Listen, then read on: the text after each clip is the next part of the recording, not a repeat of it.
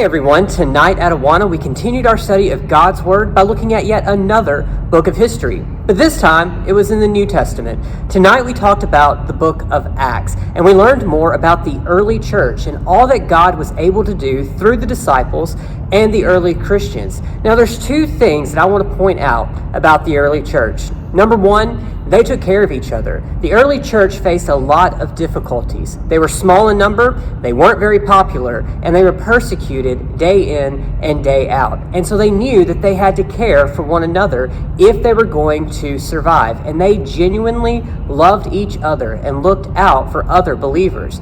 But the other thing they did was they boldly went out and told people about Jesus. They weren't afraid of persecution. They weren't afraid of what might happen to them. They knew it was important to tell other people about Jesus, and so they made that their mission. There's a lot we can learn about the early church in the book of Acts, and I would just encourage you to sit down and just take a few days to read through this book. But if nothing else, make sure that you live out your Christian faith like they did in the first century. Love the church and love the members in the church, and go out and tell people about Jesus. And to help continue the discussion about the book of Acts at home, I have given you some questions in the description of this post. We hope to see you again next week.